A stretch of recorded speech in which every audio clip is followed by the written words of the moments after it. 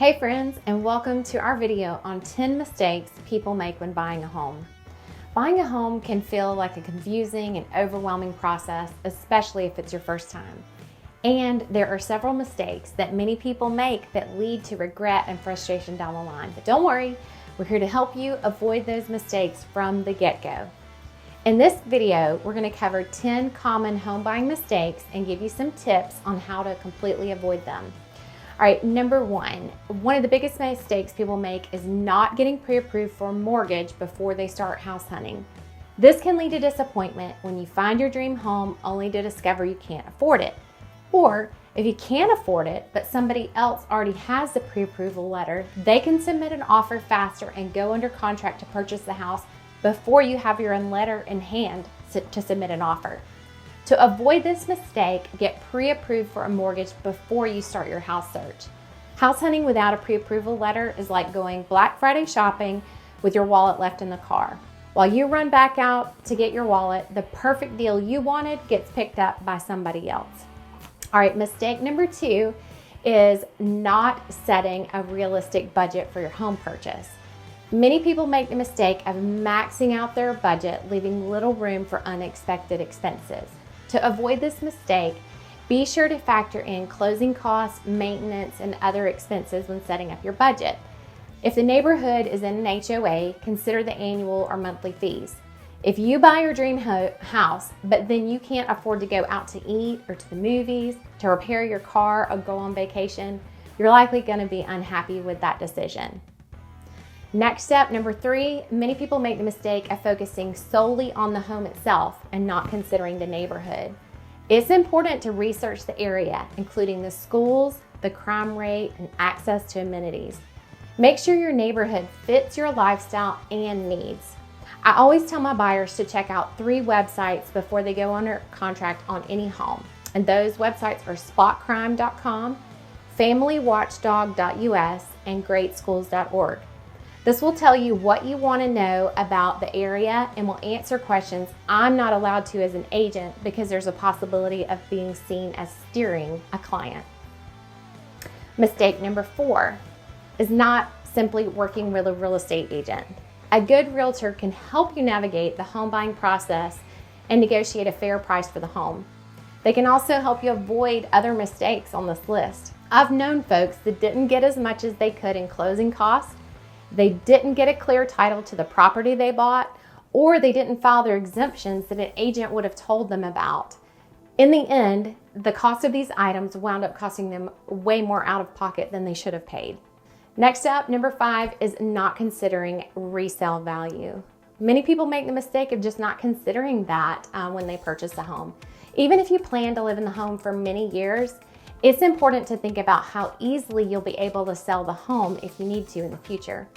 A realtor can guide you and give you insights as to which properties will have the best return on value and where to invest funds if they are needed to net the most in the future. Problem number 6 is skipping the home inspection. Even if the home looks perfect, there could be underlying issues that only a professional inspector can identify.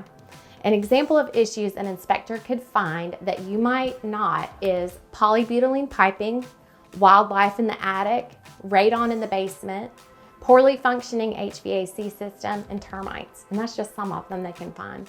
Skipping the inspection could lead to super costly repairs further down the line. Number 7, not factoring in closing costs. Many people forget to factor in the closing costs when buying a home. These costs can add up quickly, so it's important to include them in your budget.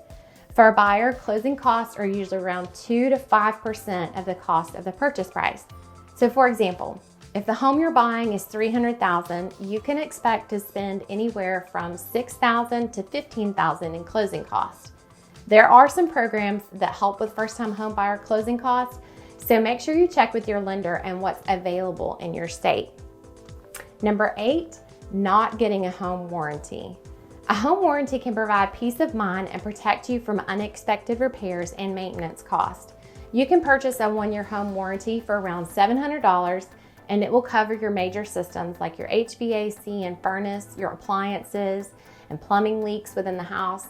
Some people don't like warranties and say they're a hassle, although I've had the HVAC personally go out the week we bought a house, and the home warranty covered the repairs with a small deductible. So, take it as you see it.